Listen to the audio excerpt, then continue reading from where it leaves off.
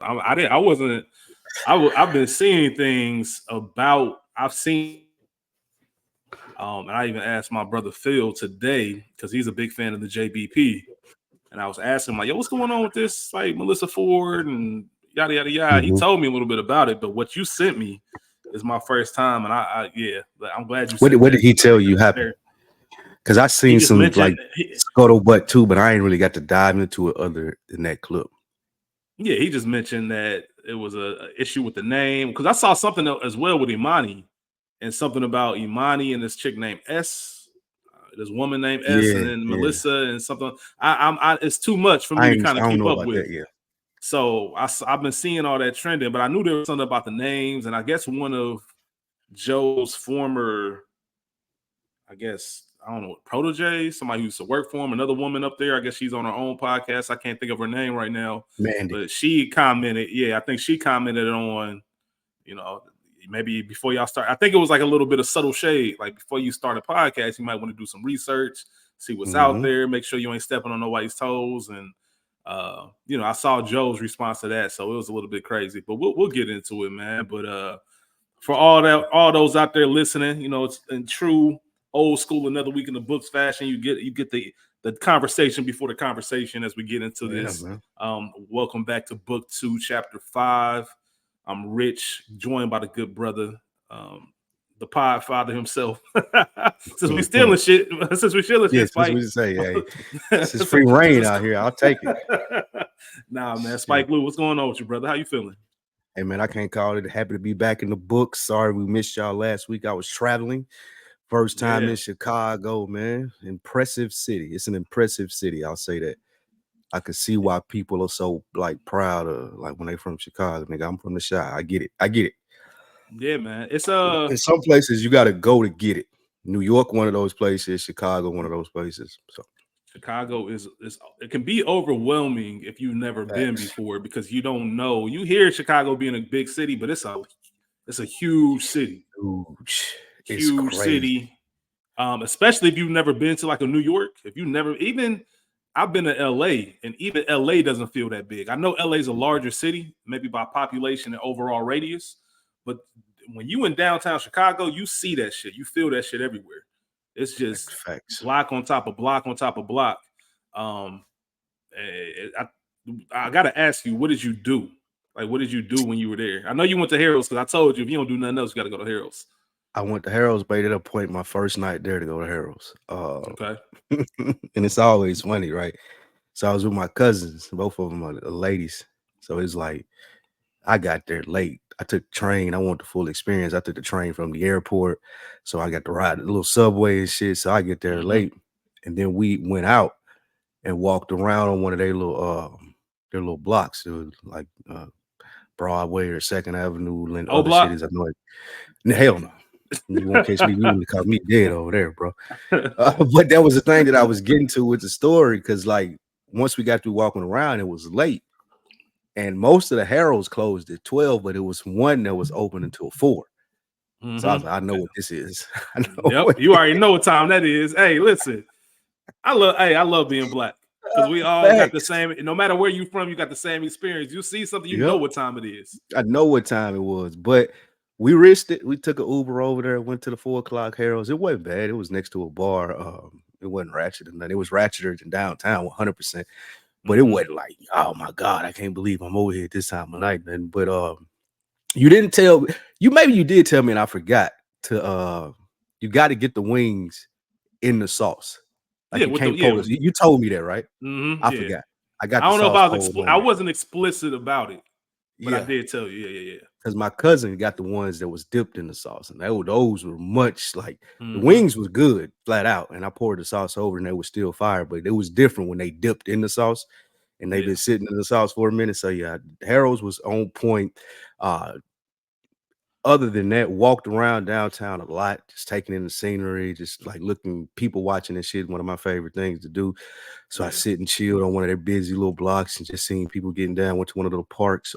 We took an architectural boat tour where they tell you about all the buildings and shit like that. That was fire. They talk about the Chicago fire and all that. Yes, absolutely. But that was amazing.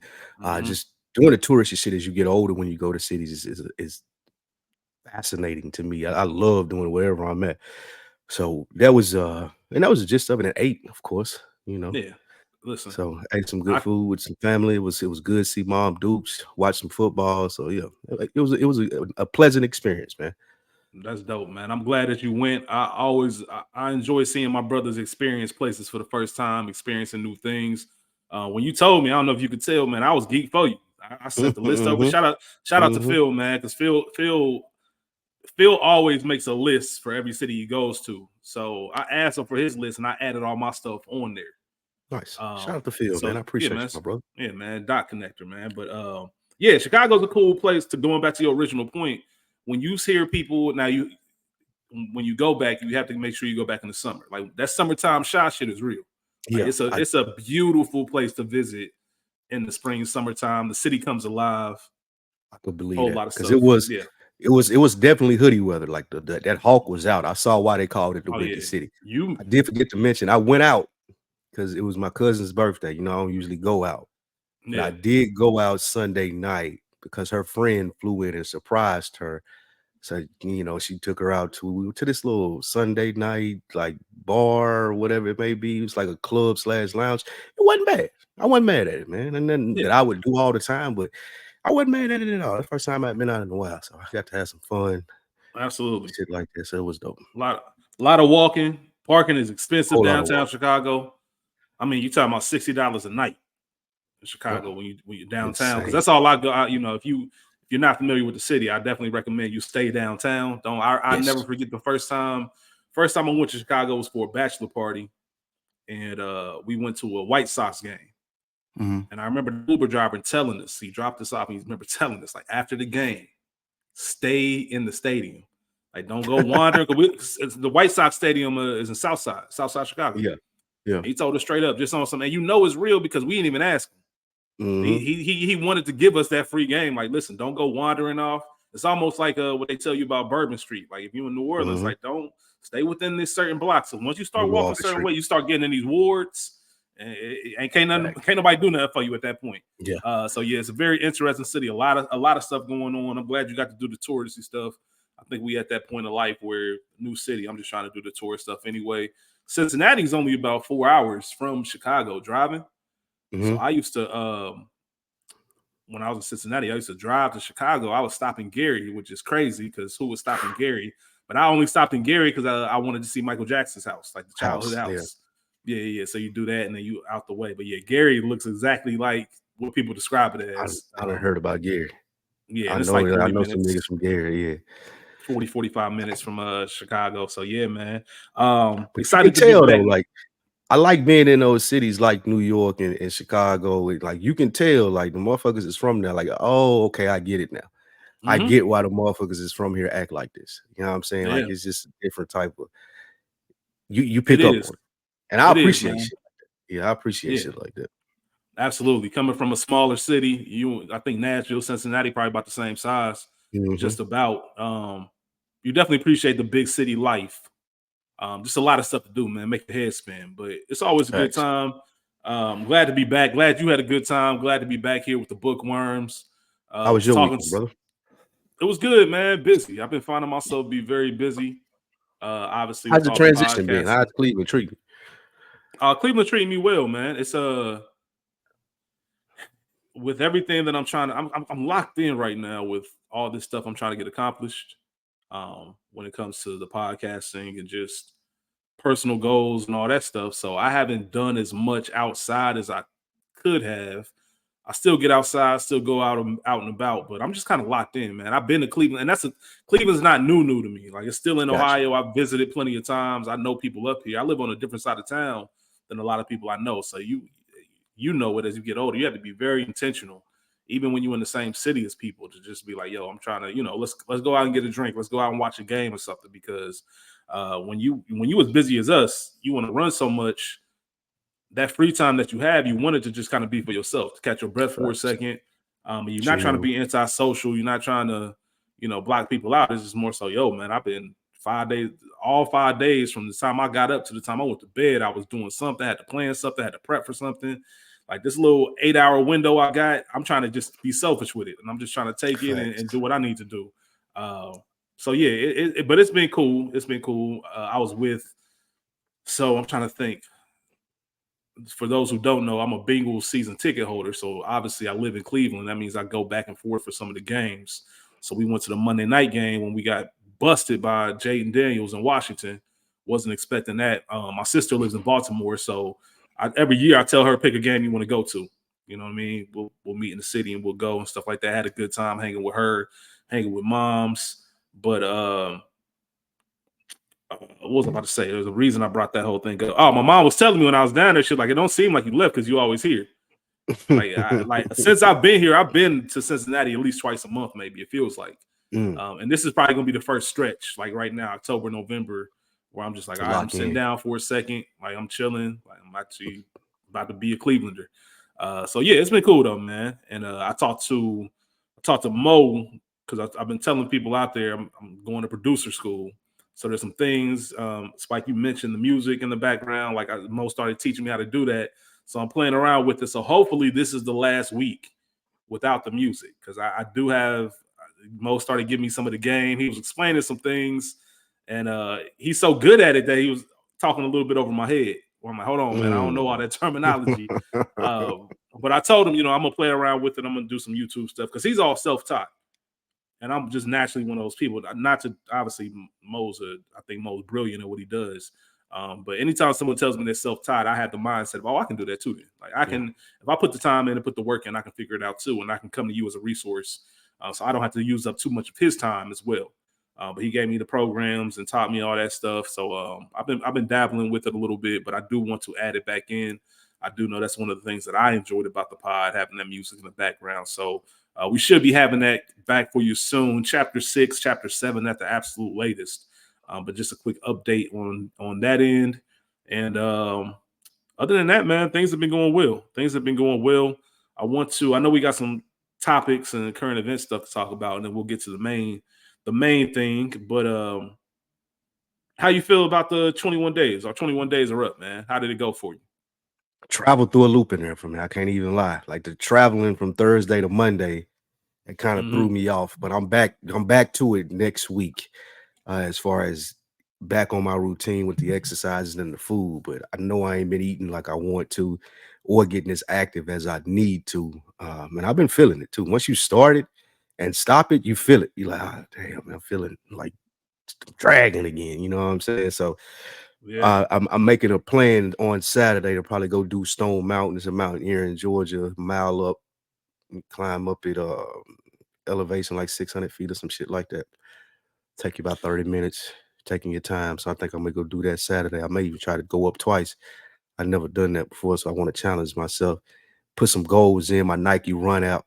Try to get at least 20 miles in this month.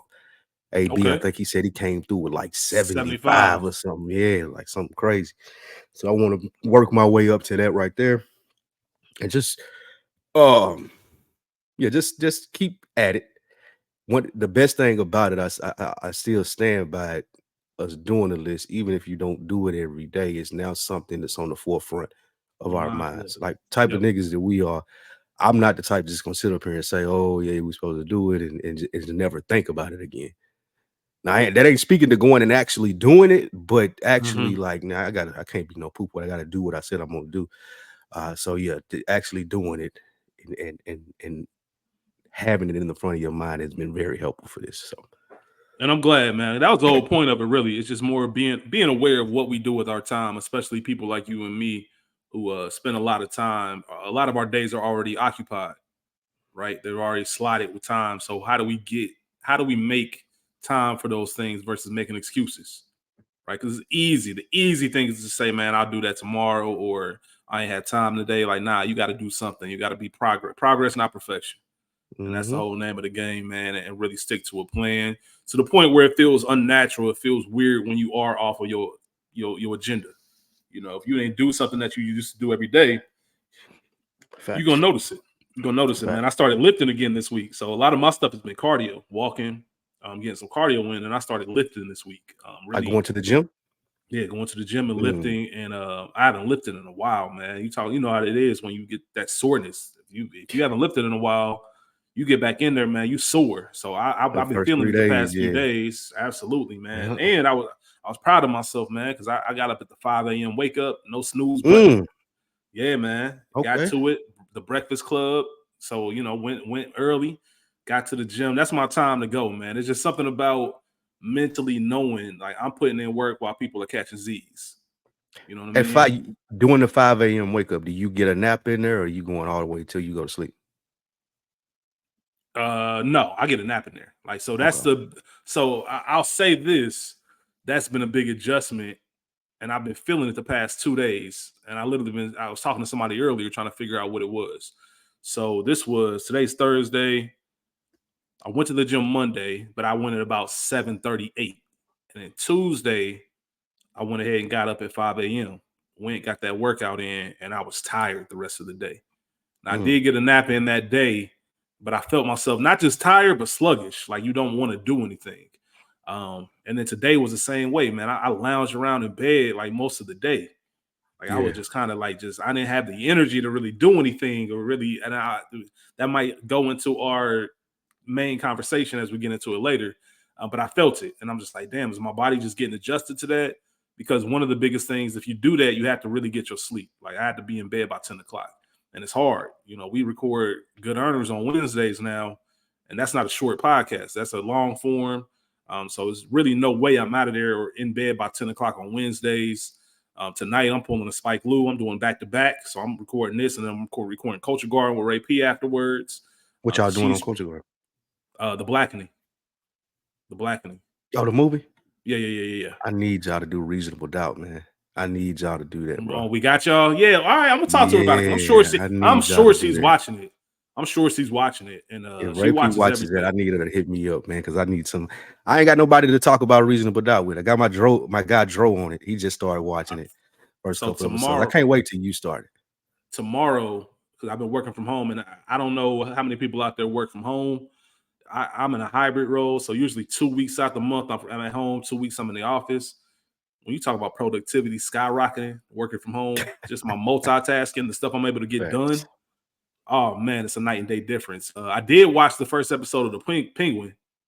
Yeah, I like that. I am liking it, but tomorrow, I say all that to say tomorrow, Friday, got a couple meetings, but I'm gonna spend all the other time watching Reasonable Doubt and getting caught up because you've been saying it to the point like I gotta watch this.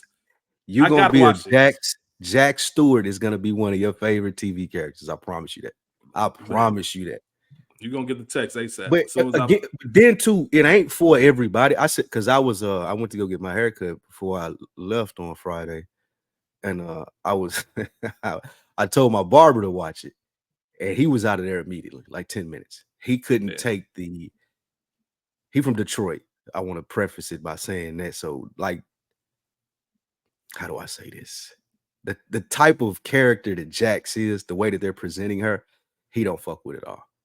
I think you would though, because me and you have similar personalities, but me and him are completely different when it comes to females and stuff. But I think you'll appreciate Jax a lot more than he did. But he was out of there in 10 minutes.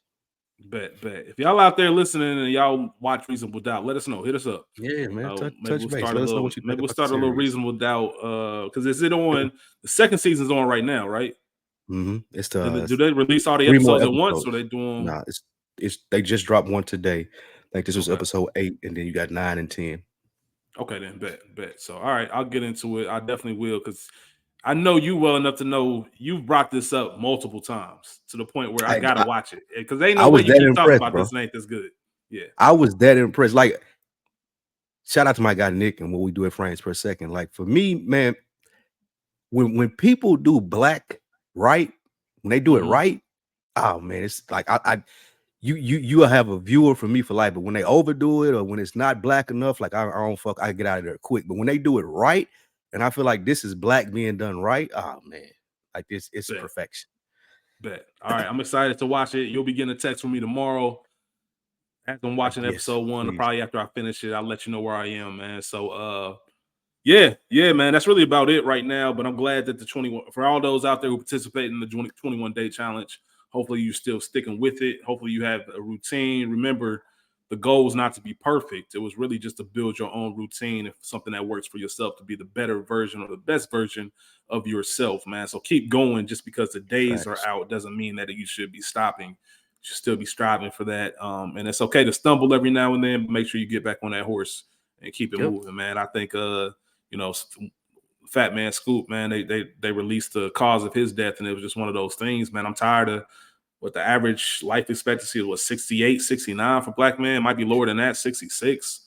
If that's the case, man, I'm over halfway. You know what I mean? So it's one of those eye openers. Like, we gotta take care of ourselves. We really do. What we put in our body is a big factor in that, and us moving our bodies, man. And plus, just tired of we don't want to be the people that just, clothes don't fit right, see it all in your face. Like, nah, man, I want to. Exactly, man. I want to be older and better. So, we on our way there. So, shout out to everybody out there putting in work. That's most important. Absolutely, man. And shout out the email that we got from my guy Dro, co-author on book 1. He sent over his list. Of what he wants to be held accountable for. Mo shared it in the chat with us. So, shout out to Dro for that, man. We definitely appreciate that. And if y'all want to send us y'all list as well, send them over, man. We'll hold you guys accountable on a weekly basis, just like we do each other. And that's the reason that we lead into this like this. Just checking with each other. That was going to be one of the main focuses for book 2 with Rich and I. That's what we sit and talked about when we were planning this. It's like the whole thing that you just heard is just how often do you have those conversations throughout the week? How you been? Are you good? Those things like that. Go ahead.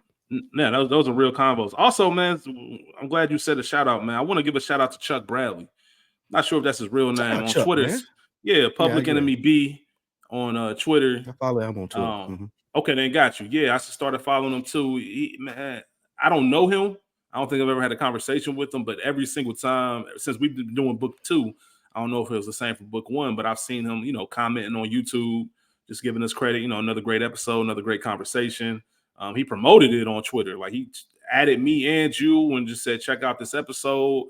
And anytime somebody takes the time out of their day to do that, especially on the humble, I want to make sure we give you your flowers, man. I can't tell you how much that means, and it's very noticeable. I don't like ignoring people or making it seem. No matter how busy I am, I do want to. Yeah, no matter how busy I am, man, I want to stop and make sure that we give some love to those who show it back to us, because Chuck listened to Dead End Sports and a lot of the Dead End stuff too. So shout out to him, man. I definitely follow him on Twitter. And Mom Dukes, when I pulled up on her in Chicago, she commented on the last episode. She was like, I like that last episode. Bro, shout out to Lawrence, man. Yeah, shout out to Lawrence, man. He did his thing. She really liked him. My mom she spoke very highly of him. So, man, I hope he hears this and he knows that. But she was a big fan of that episode. She really liked it. She sit here this whole time, bro, and thought you was Chris. She AB.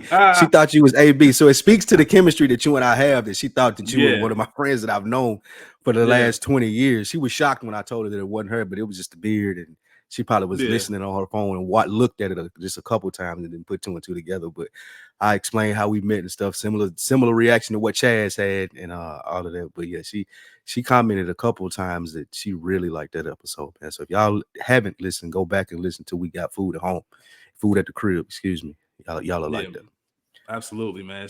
Shout out to Dukes, man. Shout out to Dukes for that. It's always feel good when your mom compliments some shit, because she ain't got to, right? You know where she's staying with everything. She love you regardless, but when she make it a point a couple of times to say, I really like that. That made me feel good. Yeah, absolutely, man. Absolutely. So want to get rolling into today's episode. Spike Lou, you sent me something. I didn't really have a ton to talk about, especially with the week off. Some of the topics are a little bit dated. We're not gonna talk about it, but if you haven't heard at this point about Lieutenant Governor, what's his name? Mark Robinson, I believe, from North Carolina, and just Google it. I think his name is Mark Robinson. He is a Trump called him Martin Luther King Jr. on steroids, which is crazy. But just look up some of the stuff he's been into on his in his younger years and some of his internet activity. I guess we'll put it like that. Something we were going to discuss, but it's kind of a moot point at this time. And I know we got a couple other things that we wanted to discuss today. But Spike Lou, go ahead. Martin Luther King on steroids was crazy. It's like That was Mr. insane. Marcus on steroids. Hey man, hey man, I ain't here to king shame nobody. Do as you do. Like the only reason this is really news is because of his very, and he's a black man, his very anti-black sentiments and black Nazi and all that kind of stuff. That's why it's a big deal. It's not a deal because of the freaky shit he was into. Like that's what you do. That's what you do. Whatever. Hey man, that's on you. Even though he was on some, he was on some freaky shit. Like pissy assholes. Like he was on some of that type of time. Like, hey, man, I don't even know. That was so egregious. I didn't even feel comfortable sharing it with niggas. Like even though it was newsworthy, and I usually share the news in a couple of my group chats. I don't even know. Oh man, share this with nobody. But yeah, y'all check what's that crazy out, is he went viral at a council meeting, and that's how he got elected to be the lieutenant governor. Obviously, I think they're calling for him to drop out of this race because of everything that's going on. But he tried to claim his shit. Of course, man. We talked about this. We talked about this on the previous episode, man. Own your shit. Own it. You probably get a lot more respect. It's almost like the boys. It's like the boys, man. When Homelander started owning his shit, you see how many people fuck with you. Like there's some people. Exactly, not condoning him, like not saying he did to that, but yeah, he owned his shit, and that's why he got that following that he got. Yeah, don't treat us like we done, bro. We know that you can't deny that. Like it's you like. I ain't even gonna repeat some of the nasty shit that nigga was saying. But you sent me something, Spike Lou, maybe a couple minutes before we started recording, and I had a chance to look at it briefly. And I definitely want to talk to you about this because and this is a callback too. That clip is a callback if you remember the conversation that me and AB had on book 1. Yeah. And that's the point I was gonna bring up. Because you said, and listen, you know who sent AB sent that to me. It's funny because people think you bugging, right? People think you bugging. Like me and Phil got a podcast now for the Bengals, right? We're doing our Bengals podcast, and he always makes a joke, like, somebody listen. Anytime something we say, like we see it happen on the field or something, he'll always make the joke, like somebody listen. I don't know who, but somebody listening and heard us. And you've been saying that, or y'all said that a while ago, that there was an idea that what was the Complex show? What was the name of it? Everyday Struggle. Everyday Struggle. Like y'all pitched that idea a long time ago, and then it came to fruition. I know there's a lot of ideas out there, but sometimes you think like, damn, what's the odds of that? What's the coincidence? And now I hear it right out of his mouth. Fuck little niggas. So I'll let you go ahead and roll this out. We can have a conversation. It is very interesting being in this space, how that makes us feel. Facts. So for those of you who do not listen to the Joe Budden podcast, it's been in the news today. This is Thursday when we're recording. Friday, you're here. You'll probably, if you listen to your fan, you'll know the gist of what's going on. But one of the co-hosts, Melissa Ford, is starting a new podcast, and it had a certain title, and then they went and changed the title.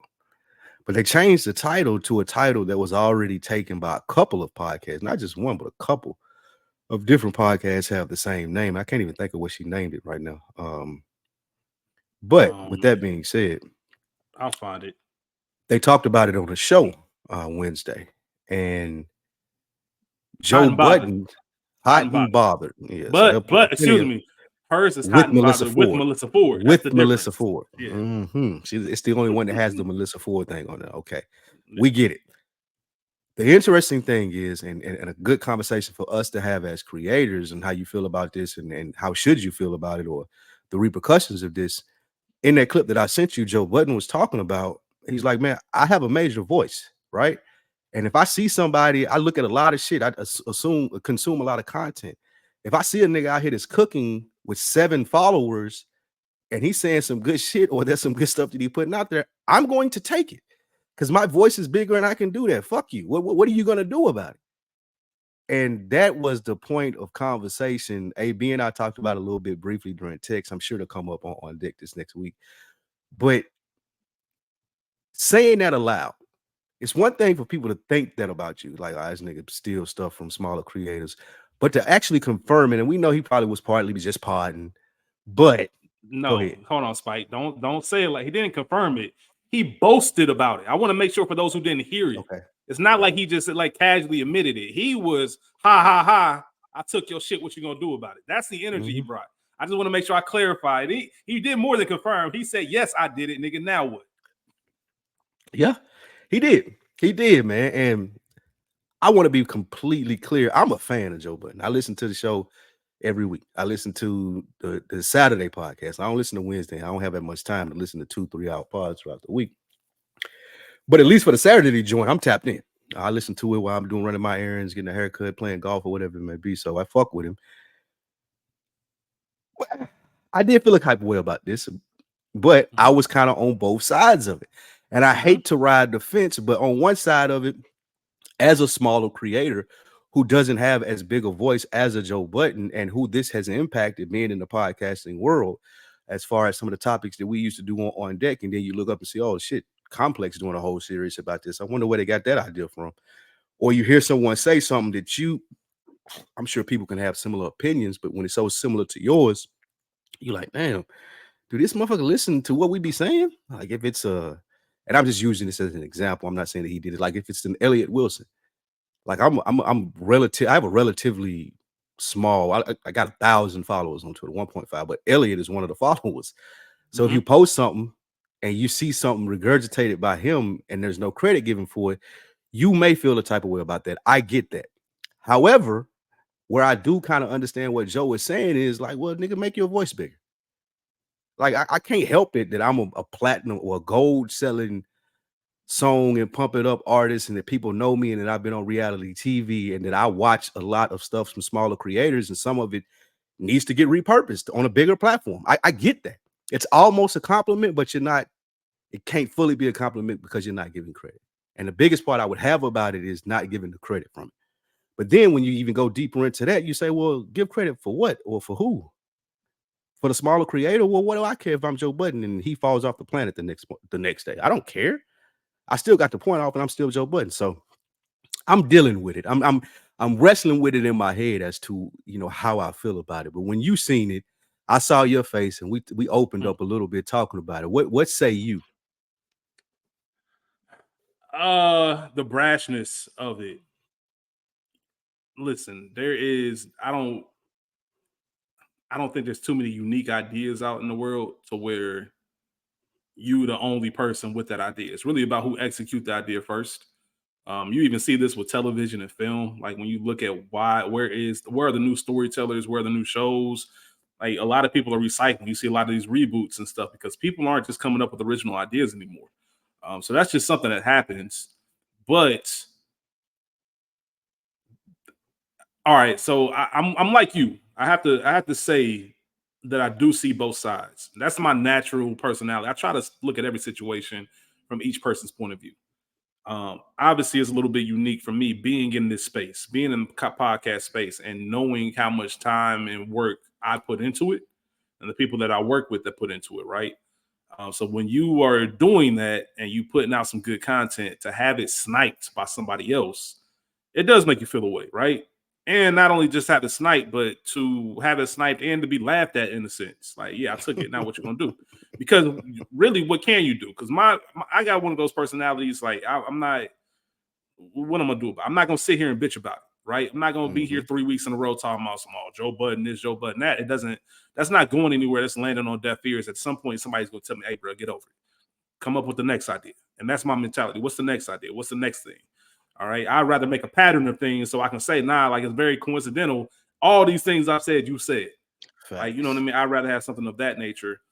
So yeah, absolutely. Because you're trying to, I don't know what everyone's goals is. If you're a podcaster, you're in this space or of content creation.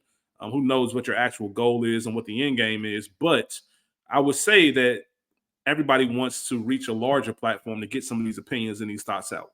So when you have that large voice and that opinion, that's almost like that moment where you can be like, all right, man, this is kind of like that brush up with fame, that brush up with being viral.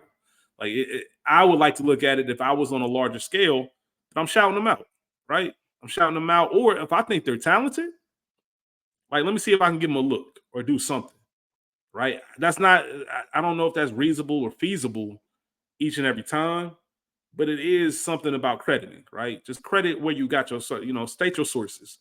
And you know how it is as a creator. Like, you know what that crediting will do for people. So then it comes to the point of, are you trying to help or are you not trying to help people? Because Joe always speaks about being for the creative, But if you look at his track record, and Mo and I've had conversations about this, I mean, how many creators has he put on? Like, even when niggas was trying to be creative, like Rory and Mal, it was like, well, y'all can be creative, but it's just not this creative. And if y'all want to be this creative, go over there and do it by yourself. Now I know I'm very, very. That's not a direct quote. I'm being very liberal with how that situation went. But essentially, if you wanted to look at it that way, you could.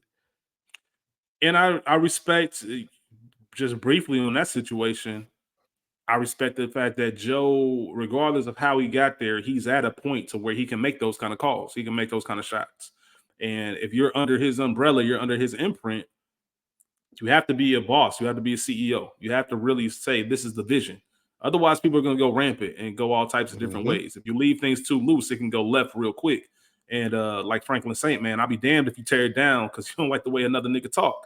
Like, I want to make sure, yeah, you know what I mean? When you build something, and I think you, I, myself, Mo, people like that, we're in that ground stage where we're building something. So it's a lot more personal because we got the sweat equity into it, right? So for somebody to come along and just say, oh yeah, like let me get that, like I'll take that. Nah, bro, like we ain't doing it like that. And go ahead, Spike. I was just gonna say that's the thing about building something too. Like when you're genuinely building and you have a genuine focus on that thing that you're building and what you're doing, I don't think that you'll have the time to even direct that hate towards somebody that takes or steals from you. Just because you so focused on like, all right, that happened. How do I continue? Keep my head down and move forward to the next stage, goal, or thing that I'm trying to accomplish. I can't sit here, like you just said, on a weekly basis and be like, oh, fuck that nigga. He stole this from me, or this, that, and the third from me. I can acknowledge it, but I can't like focus on it because I got to focus on what I'm building. Sometimes it could be the best thing for you, right? It could be a gut check. It can really be that moment where you realize, am I serious about this or not? Because that's derailing, right? To think you working on something and building something and it gets taken away and your ideas are now being viewed by the people you wanted to view your shit. It can easily turn into, man, I don't even want to do this no more. Or my mentality, I'm sure your mentality would be, well, I ain't got time to really soak in sorrow in that. I got to work on the next thing. Because I have enough. I have enough confidence to know that I got more ideas. So and it's enough for everybody. It's enough for everybody. Like a nigga like Joe can say that on a platform that he has, and whether it be joking or serious or whatever it may be, like I'm just podding, or I don't really feel that way, or I do really feel that way. He's built this platform. Like, you got it, you good. Like, you can say shit like that. For the people who it offended, I'm gonna sound like a dickhead, but you work harder. And that applies to me. Like, that don't even just apply to like a motherfucker. Like, that applies to everybody that's in that space that he can say that about. Like, well, you just gotta work harder. You gotta do what you need to do to get a bigger voice, and whatever that may consist of. You need to do that. So people will notice, like, if somebody takes something from you, like, oh, I seen this over here first. Like, there were a lot of people that used to hit us up when we used to do the topics on deck and be like, oh, did y'all see what Complex is doing? Or did y'all see what this doing? And this person took this from y'all. It's like, yeah, okay. Thank you. I appreciate you guys being fans and checking it out. But what am I supposed to do? Are we supposed to have a podcast beef behind that? And just to give a little context about why this was so, when you interview AB and myself about On Deck, there was this, so one of the first, I don't know if it's a milestone, but one of the first things was like, okay, people are listening to this. When Drake and Joe Budden was beefing, and we did an episode. This is when we had the themed episodes, and the episode was about the Joe Budden versus Drake. And he commented, and this is for new listeners of people that didn't hear me and AB talk about it. He commented, Joe Budden commented on the episode post on Twitter. He was like, this is a great conversation. I wish I could have been a part of it. And that just planted the seed. To speak a little bit for AB, that planted the seed for him, because a little bit after that, and when I say a little bit, I want to say maybe a year and a half, 2 years, Everyday Struggle came out. And the concept of Everyday Struggle was essentially what we had been doing on deck for the last 6 years prior to that, 7 years prior to that. So in AB's mind, he got it set, and he don't listen to Joe Budden to this day because of this. He has it set that, oh, he was listening to our shit, and he went and took it to Complex, and him and DJ Academics did the same thing that we have been doing for the last 7 years, and didn't give a shout out or mention to it because. So That's the backstory. And that's the, and I can feel that. And I also have the mindset of the biggest downfall that you're setting yourself up for is the idea that somebody owes you anything. Nobody really owes you anything. It'd be nice if people gave you a look, but at the same time, you can't expect it. You just got to keep going. And we've all been inspired, right? I've talked about this, or I told you, Spike, best episode ever. A new podcast that I'll be rolling out with Spike and my boy Chaz. We did Entourage. We did it on the Culture Garden feed, and myself in school, Isaiah, who was on chapter 2, we did Martin. The whole premise is to figure out what the best episode of a television show is. I got that from the Dissect, from Cole at Dissect. Like, he has a podcast. It has to do with music, not film or television. So I was like, oh, that's a dope idea. How can I freaking and make it my own into this? Or the Culture Garden. There's some inspiration from the rewatchables in Culture Garden, right? So there are ideas out there where you're like, all right, then how can I make this my own? How can I freak this and stuff like that? Put my own stamp on it. Now it's at the point where it is its own identity. It's its own thing. Like, there's, I remember, I never forget when there was another Black movie podcast. School ended up finding it and he sent it to me. He was Saudi. And I was just like I knew going into this, I didn't sit there and look for all the Black movie podcasts, but I know we weren't the only ones with a Black movie podcast. I just know that. So for me, it's not about that. It's more so about how we keep being ourselves and how do we keep people listening. Like, we got to be the secret sauce, and that's just what it comes down to. And I have enough faith and confidence to keep that moving. But it was past this point was Melissa's response and the people of the original name or the original Hot and Bothered podcast. They're back and forth. Did you keep watching and did you see all of that? Okay, so on that same video you sent me, it's a white, they're not a couple. It looks like it's I would say a straight woman and a homosexual man, both of them white. I think they're the co-host of Hot and Bothered, the one that apparently she stole not only the name but the slogan. Now the slogan is a little bit nasty. So that's clear copyright, right? That's clear copyright infringement.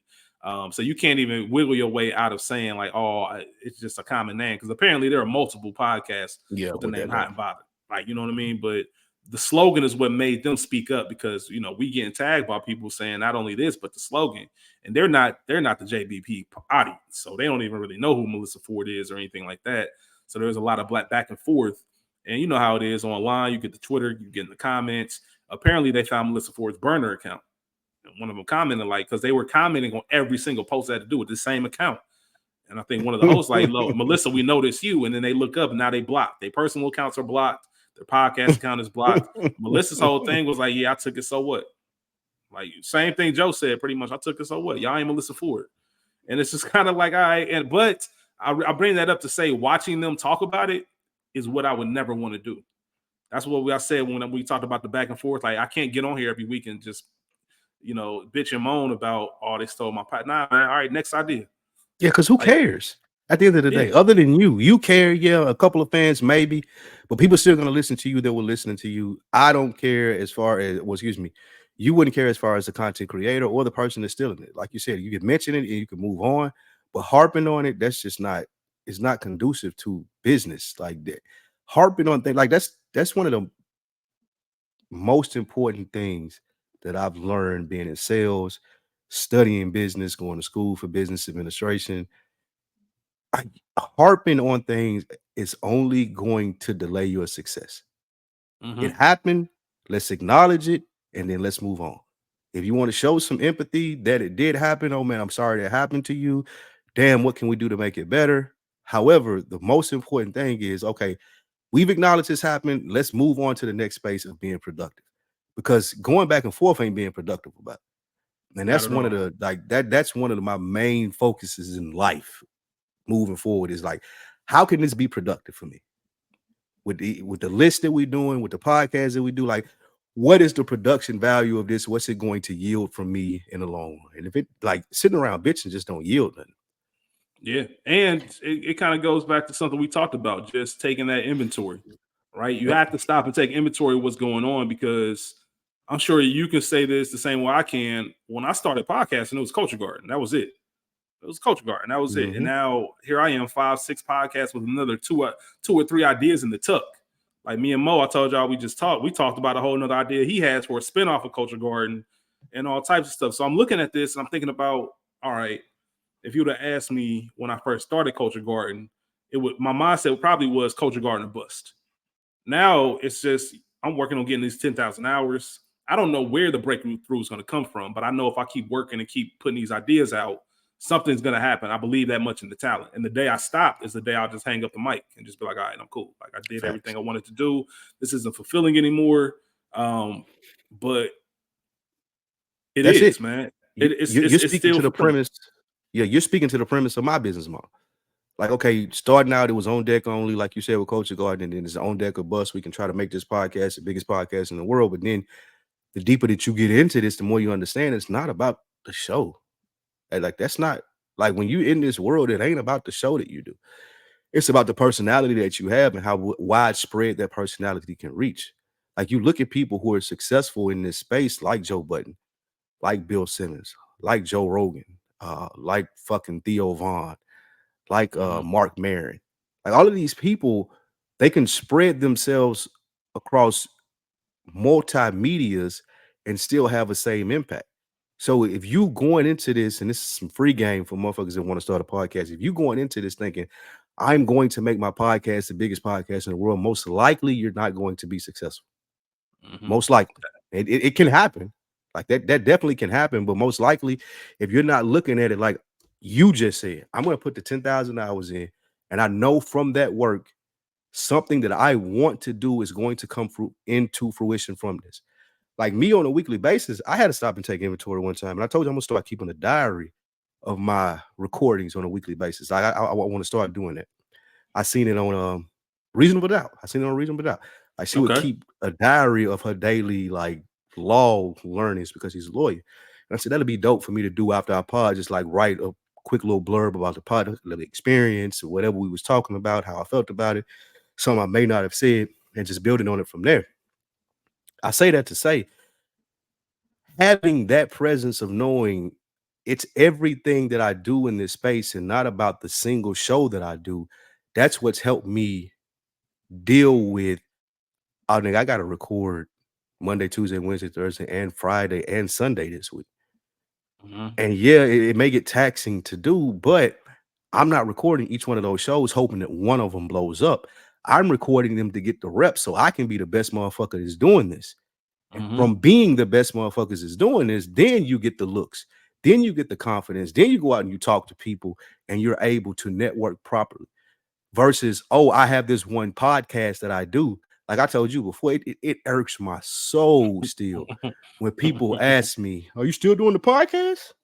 Because I don't know how to answer that. I do not have an answer for that. And then when I tell them, like just this week, this lady at work asked me, she was like, "Well, you still do the podcast?" And of course, like I told you, well, yeah, which one? Which like one? That's the answer now. And she asked about sports. And she asked about the views that we had on the last one. I said, well, the last one was that Dead End Sports does about 2,000 every week. Oh my God.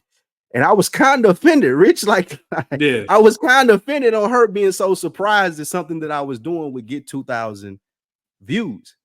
Because if you knew the work that I put into this, then you wouldn't be like, oh my God. You're like, okay, cool, that's dope.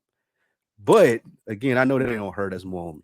But do you think that, so I was just about to say, do you think that's more because we're not documenting, and this is something that Mo gets on us about? You guys aren't documenting your journey. Like there are a lot of people who are interested in the things that you guys do on a day-to-day, whether it's podcasting or not, like just a peek behind the curtain into who you brothers are.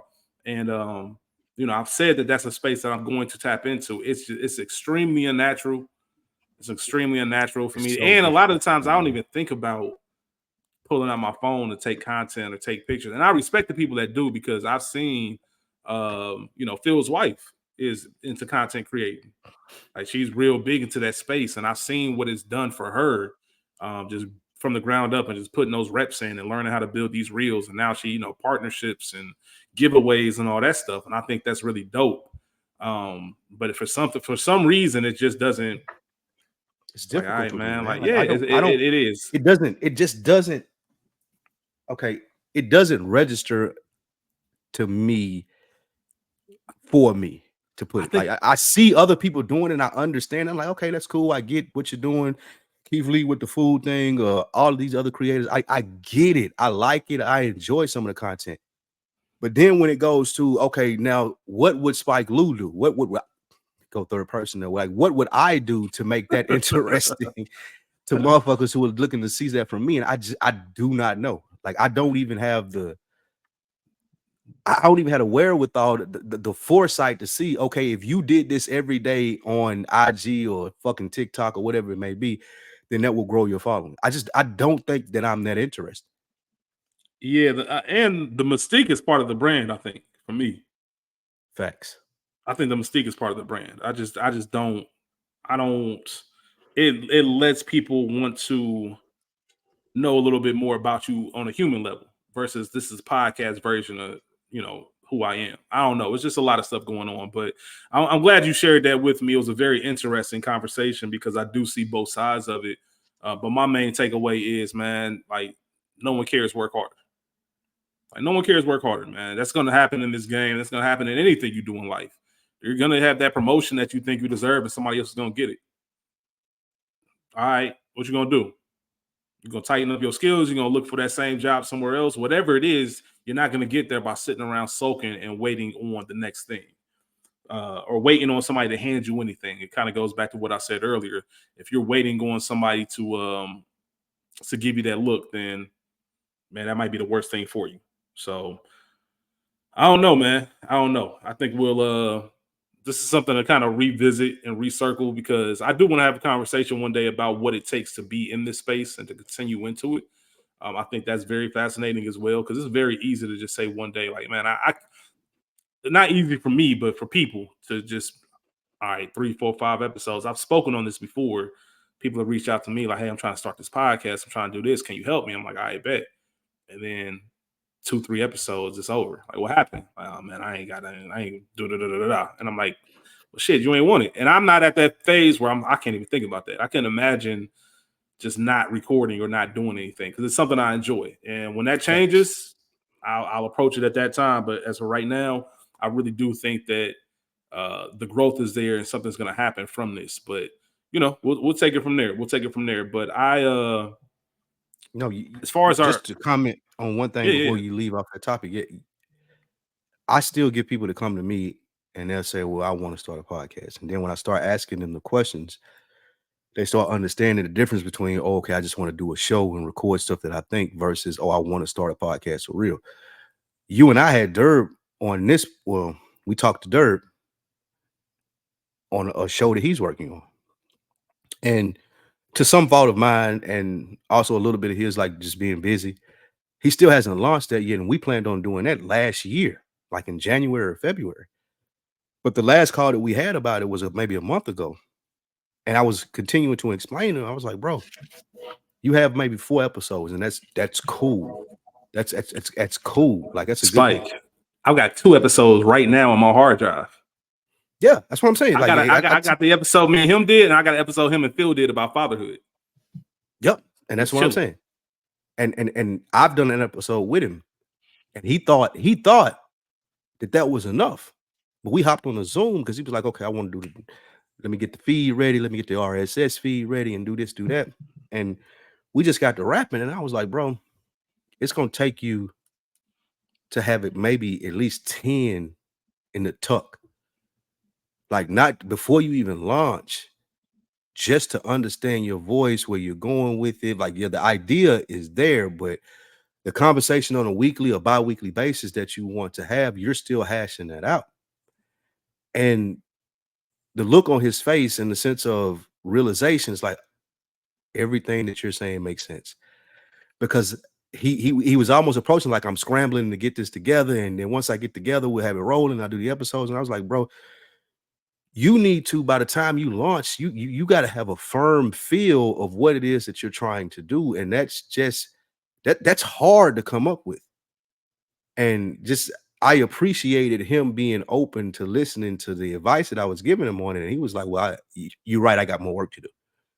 Versus him being like, okay, I got 4 episodes, I'm ready to go. Because a lot of people are like that. And he took a step back. He was like, you know what? I need 10 episodes. I don't need 4. And I appreciate people like that can listen to someone who knows what they're talking about and be like, you know what? You're right. I got more work to do. I want to be more like that. Shout out to Durb, man. I'm a fan of Durb's. Like I said, I did an episode with him. I don't even want to say the name because I don't know if it's still whatever, but we did an episode. And like I said, Phil did an episode with him just on Black fatherhood. And I can't wait until he does that. But yeah, you're absolutely right. Last thing I'll say is it's like what Lauren said on chapter 4 when he said, man, it took me years to even really feel like I knew what I was doing in this space. Like I started this and I forget what year he said, but just now I'm feeling like I'm kind of catching my foot. And that's how this is. That's how this game is. Like, man, if I go back and listen to those early Culture Garden episodes, man, I cringe. Because it's like, man, like we had no idea what we were doing. But the most important thing is know who you're trying to be and start. Like, not everything's going to be perfect. Just start and keep it consistent. That'd be the one piece of advice I give anybody. That was the next thing that I was going to say. Be consistent. Because, man, the way that we built. My fault. I was just gonna say if we would have kept it, I man, sometimes I sit down and think about what would have happened if we just dropped on a consistent basis versus taking, all right, we're dropping an episode, now we're taking 2 weeks off, and then we drop another episode, now it's 4 weeks off, now we're dropping another episode, and we'll drop another one next week, and it was another 6 weeks off. Like, if we just stayed on this consistent schedule, I wonder what things will look like. But you know, you live and you learn. The reason that On Deck has the following that it has and the amount of listeners that we has is consistency. Like it's that. Like you can put it like the chemistry that AB and I have, or the musical knowledge or whatever it may be, all of that's backseat to every week on Wednesday for the last 12 years now. I want to say you're getting an episode, unless it's a holiday or an extreme situation. And that's the thing that like that's been one of the most important lessons for me. Like you know, I say it when we do talk about good earners and taking breaks. You know, the first thing that I say when I'm telling Mo and advising him is like, bro, something needs to be in the feed. Whether it's back of the Bing or it's good earners, like something has to be in the feed. And that's what I would credit my success to as far as this game. Is like consistency is key. No doubt, of course, man. Let's talk about the main thing today. Chapter 5. Let's talk about it. Don't really have a title for it yet. Maybe we'll come up with one as this conversation flows. But I recently, and this kind of ties into what we were talking about, even starting this book, just that accountability and just the real conversations, right? Not just, hey, what's going on, man? Good seeing you. Everything good with you? All right, man. Cool, man. Glad to hear you doing well. Like, nah, taking the time to actually ask someone, are they doing okay? So I reached out to a brother of mine, and it's funny how life works. Because apparently the day before he had made a Facebook post, pretty much just saying, you know, like, I'm good, y'all. You know, just pray for me. Got a lot going on, this, and the third. I didn't even know that. I was just reaching out just on somebody. I ain't talked to him in a while, say what's up. But I'm not a believer in coincidence. I think everything happens for a reason. So he was like, man, I appreciate you reaching out, man. Like, life has just been a lot. I got this going on, that going on. And we were just talking about the adulthood and just kind of being in this space. And the conversation kind of steered towards happiness. And I was just sitting there thinking, like, damn, that's an interesting concept. Because let me ask you, Spike, are you happy? Do you think you're happy? No, I don't. Do you know what? All right. So, and here's the thing, because that was my answer too, right? That was my answer too. But then the very next question that I asked myself is, well, what is happiness? Mm-hmm. What is that? I don't even know how to define what happiness is, because when you grow up, and I think I've talked about this on this actual podcast before, you just have a level of routine. Like, you got to think from the time you're born, or at least to the time you start school to high school, to senior year high school, kindergarten, high school, your routine is pretty much the same. Mm-hmm. Right? You get up, you go to school. If you do anything extracurricular, whether it's sports, some part of club, whatever, you do that all the time. You kind of have the same friends, the same groups. You see the same things. You're in the same neighborhood, same teachers, same everything. You kind of know what it is. You know what your life is going to look like. It's not until after you graduate when you have this world of opportunity of, all right, what's next? And I got to figure this out. And I think that might be the main thing, as I'm saying this in real time. Like, there's no figuring out process usually from the time you're 5 to 18. Like, everything's already figured out for you for the most part, right? Especially if you have like a stable household, things of that nature. Like your routine, for the most part, is the same thing. All right. And then once you start having control over your routine and your day, and you get to choose whatever you want to do, you find yourself struggling with, well, damn, what is it that I want to do? What is it that makes me happy? And you realize, like, damn, what is happiness? I don't even know what that can really be defined as. Do you know how would you define it? Or do you even have a definition for what happiness is? In a very simple term for me, when we're talking about happiness, it's talking about free time or time to yourself. And when I say free time, I don't mean time to just not like do anything, but I mean having the means to do what you want to do. Like one of the biggest focuses of mine as far as happiness that I really want to accomplish is like not having rushed mornings. And what that means is like I don't want to have to wake up to go to work. I ain't saying I'm gonna sleep till 11 o'clock, but I want my mornings to be on my terms. I don't want to have to rush to an office building. I don't want to have to rush to a trash route. I don't want to have to rush to a classroom or a job that I don't like. Even if it's this, even if it's going to do a podcast, I don't want my morning and alarm schedule to be determined by something that I have to wake up and do. I want to do stuff on my own time. That's one of the biggest components of happiness for me. So when you ask me that question, it's easy for me to say no because I don't do a lot of shit on my own time. Like there's a lot of times, even though I enjoy doing podcasts, and there are days that I do it, and the days that I do have to wake up and rush, like on Sundays, to get to the studio or whatever it may be. I still have a 9 to 5, so rushing on the morning, like that I have to go to the office and wake up at 6, and then I know from 6 to fucking 5, you got 9 to 5 work, and then from 5 to 7, you got to commute, and then from 7 to 10, you got a podcast, and then you finally, like you said, you get to lay down at 10 o'clock. I appreciate being busy. I do. I just want it to be more on my own terms. So when you ask me about happiness, for me, happiness is my terms. Like me being able to do the thing, like me being able to say no to stuff, me being able to say yes to stuff and not worrying about it. Like a podcast that I'm interested in or a guest spot that I'm interested in and being able to say yeah without any hesitation, thinking that I have to work or the next morning I have to get up super early and this is super late. All of those things measure into my happiness. So when I'm talking about happiness and I'm thinking about happiness, it's moving at my own pace. And I know you're always going to have to probably answer to somebody, whether it be your wife, if you're married, whether it be the people who are financing the deals that you do or financing the endeavors that you have. Like there's always going to be someone who is asking something of you. But when you have the leverage because you're good at what you do, because you put the work in, because you know your value and your worth, that you can move at your own pace, for me, that's the utmost thing of happiness. So one of the best, like one of the most, one of the best conversations that I've had with Mo, when Mo was like, bro, I really hope that you get what you're looking for out of this. And I got that. I understood what he was saying without him having to say the whole thing. Like him probably thinking and saying the whole thing was, don't be chasing this dream of being some famous podcaster, bro, and not live your life. Like don't chase this dream of making this bigger or trying to make this bigger than you're able to make it. And then you look up and you're this age or you've reached a stage in life and you haven't accomplished the thing that you want to accomplish. So for me, it's not about an accomplishment in this field. It's more about being able to move at my own pace or what I want to do. So when you talk about happiness to me, that's what it means. What about for you?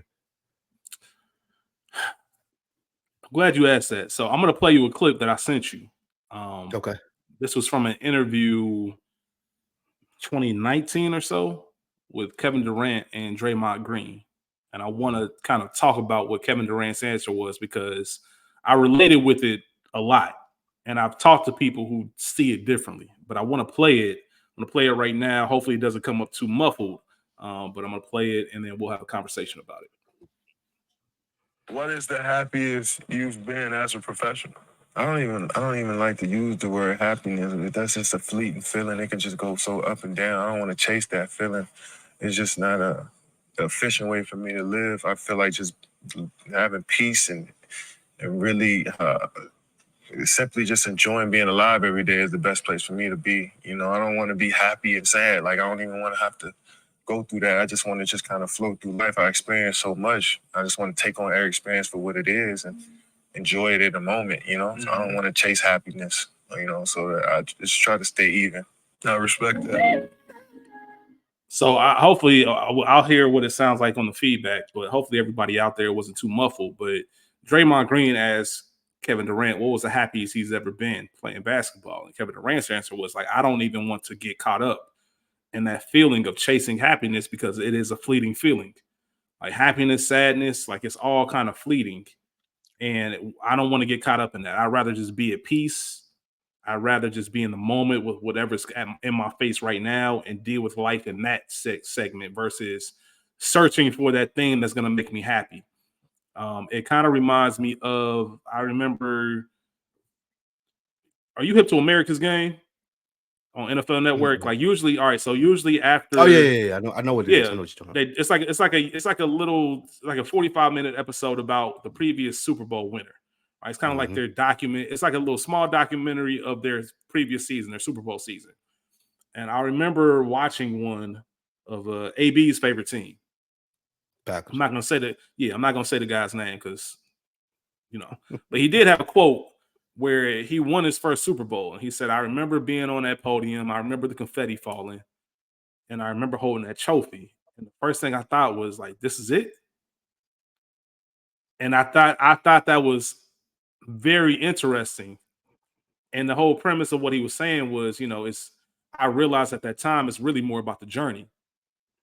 Right. I talked about this, you know, I've talked about the Andre 3000 verse on Sorry's on T.I. Sorry. Like I learned that apartment's way more exciting than a big ass house on the hill. Like it's really that journey of getting to where you are is really that's where the happiness lies. Like I think people say it's not my quote, it's obviously, but you know, One of my favorite quotes in life. What's that? One of my favorite is happiness is not a destination, it's a journey. Like I mean, that's real. You look back like and you can't desire to arrive at happy. You have to be happy on the road to the destination.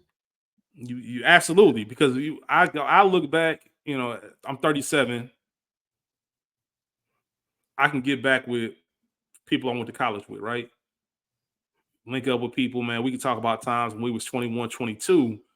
And then you sit down and look like, yo, man, these were some of the best days of our lives. And I don't even know if we were aware of it at the time.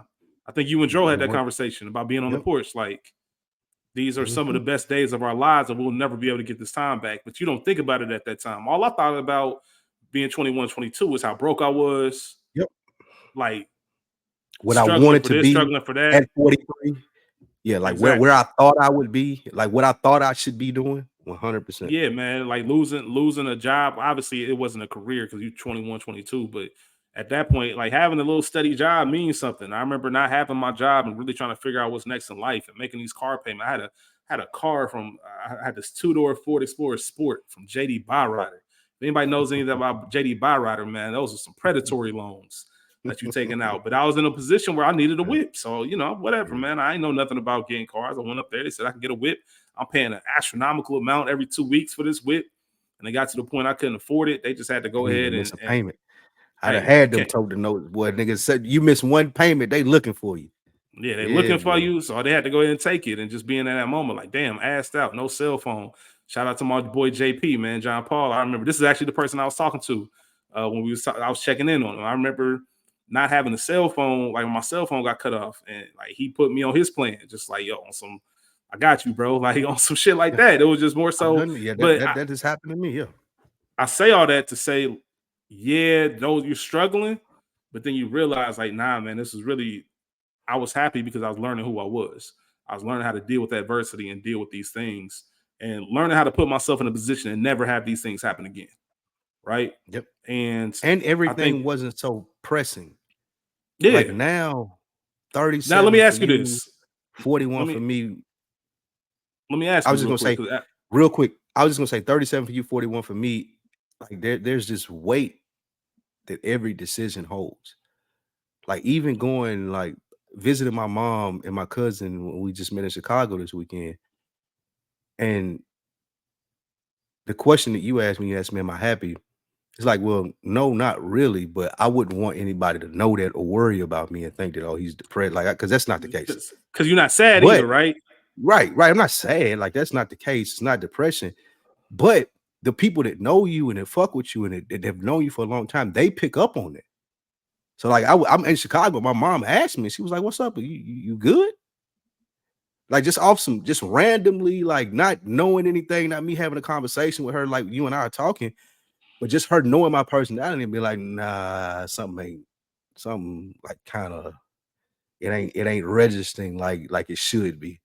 Like you're doing all this shit that you do with podcasts and then you like living your dream and you're employed, you ain't out here fucked up, but it's still like ain't giving happy black man. It ain't giving that. Yeah. So what's up with you?" And that took me back. And that when you sent me the text about what we was going to talk about for this episode, that's the universe working. I was like, damn, well, maybe that's something I really need to address. Because I don't want to be perceived as a depressed, though, like, oh, woe is me. Like, because I would never, I'm not that type of dude. However, I am the type that's not going to fake the funk either. If I ain't feeling it, I'm not feeling it. And I didn't intend to be going to a trip, meeting my mom, to seeing my mom. First time I think I've seen her since what? It been 4 or 5 months, I think. And she just looks and she's like, nah, something ain't right. Like something ain't registering like it should be. And that weighed with me. And then you brought it up in the text for us to talk about. Like, okay, yeah, this is another week in the books conversation. So that's interesting because how does that make you feel? Like when your mom points it out to you? Because like I said, the weird feeling that I get, and even the whole conversation, how it started, it was one of those like, damn, well, I ain't sad, but I can't say I'm happy either.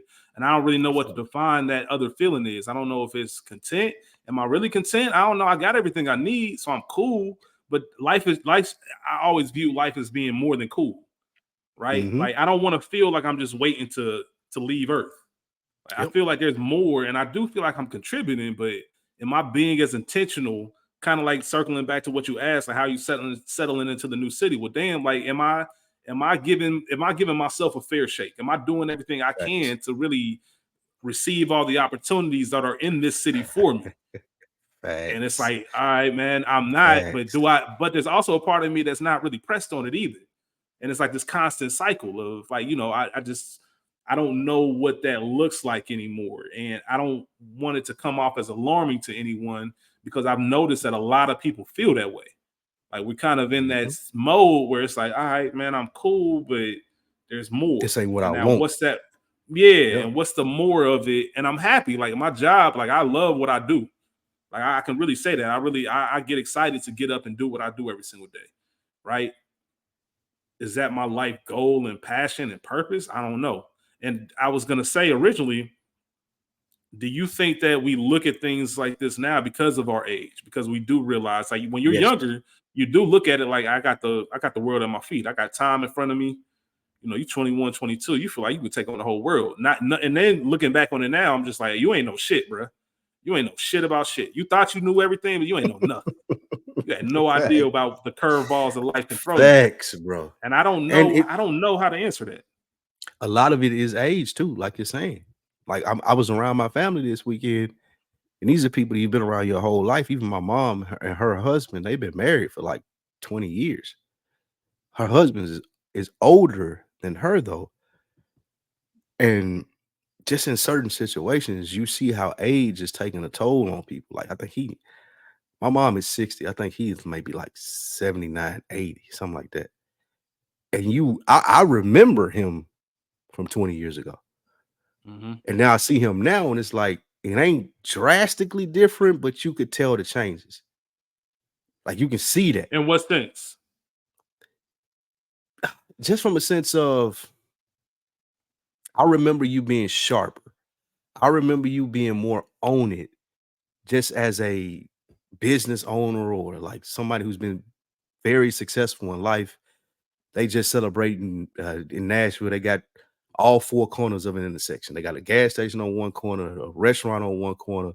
They got a strip mall on the other corner. He just bought the fourth corner to put something else right there. But that's dope. I remember when he was talking about doing that 15 years ago. how sharp he sounded about it and how like energetic he was. Now I see him and he's almost like tired. Like like old age, it ain't really taking over, but you could tell it's affecting him. So I'm looking at that as a 41-year-old, and I'm like, damn, bro, like your mom really 60 years old. I remember when my mom was 40 and I was 20.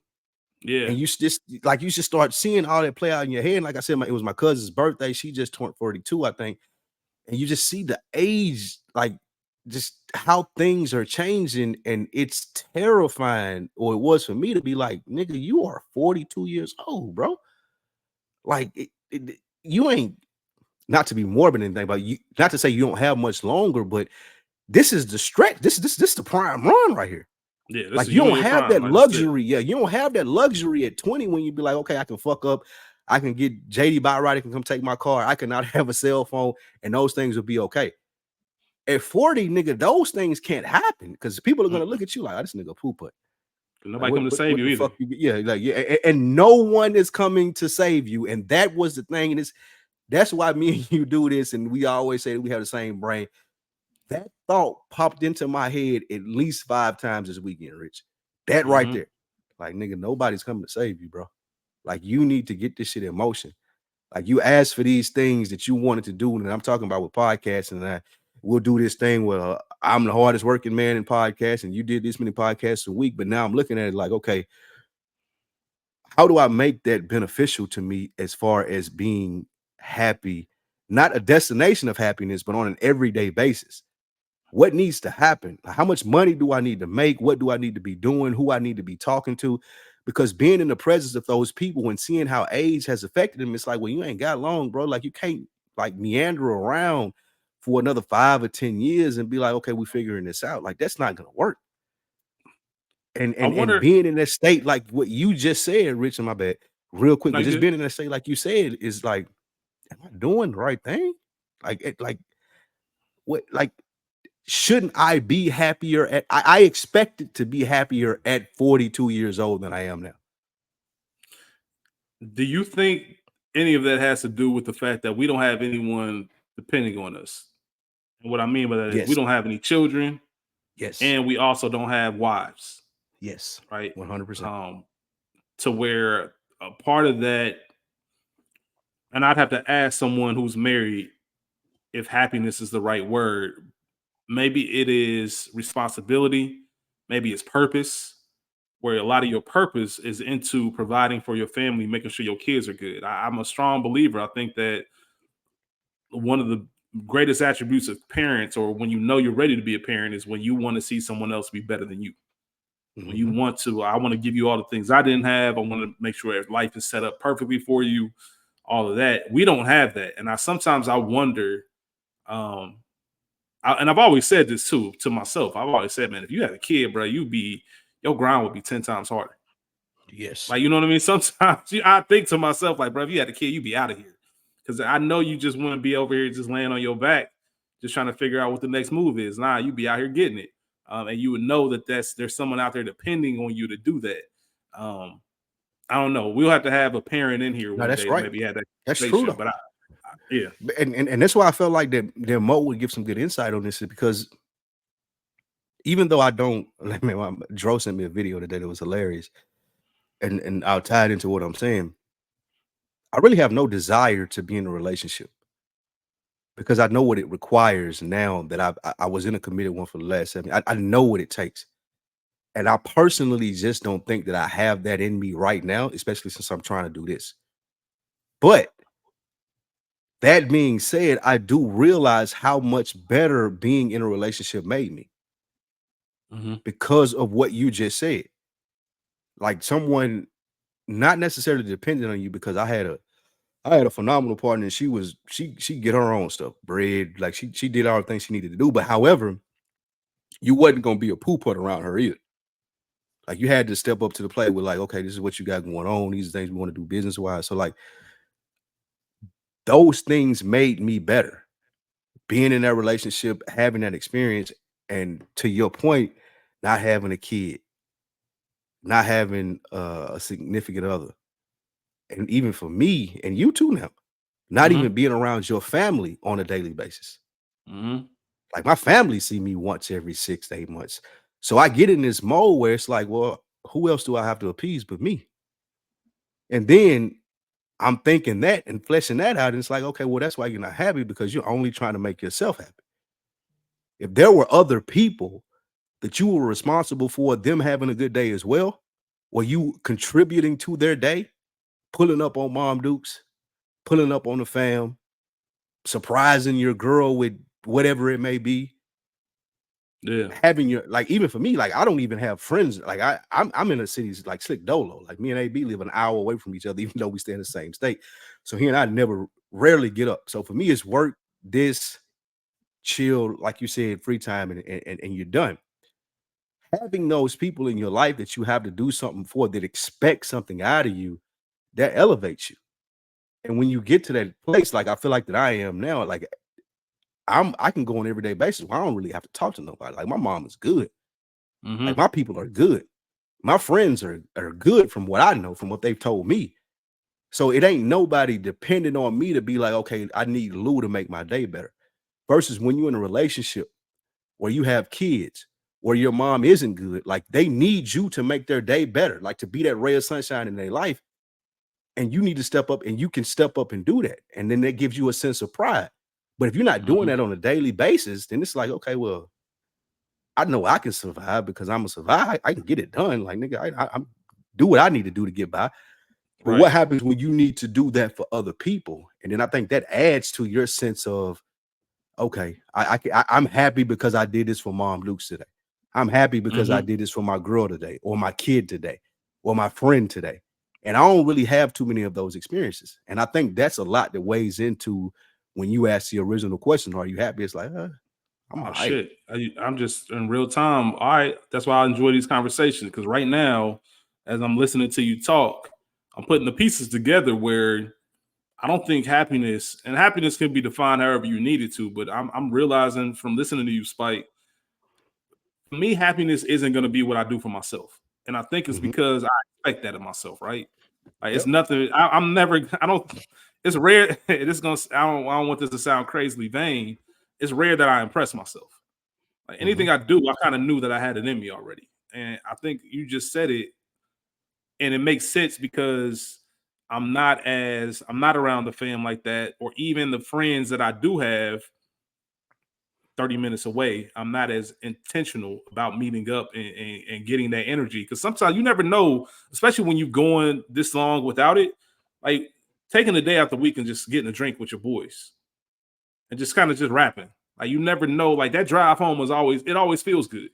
Yep. And I'm realizing now that maybe my happiness lies in others, like the relationship. And it should. Others, like you and I have a similar personality. That's how we rate ourselves. Like that's how you gauge yourself. Like, you know what I'm saying? Like I know I can do what I need to do for me.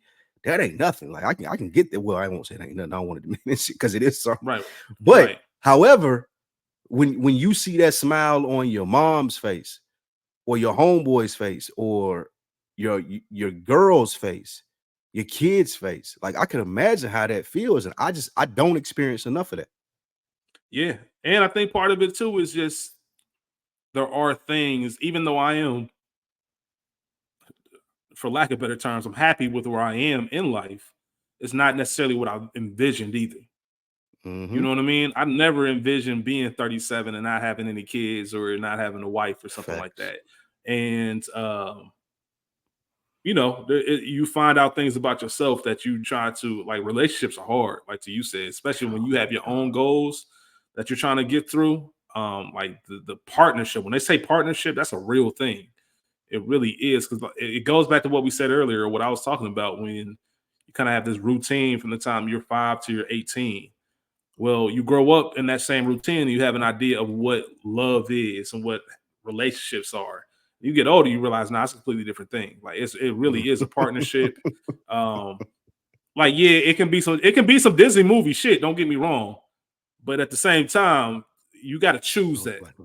You got to choose that. Like it's not love at first sight. Like I saw her at the grocery store, we locked eyes, and it's been us ever since. It's like intentional. nah, nigga, it rarely works like that.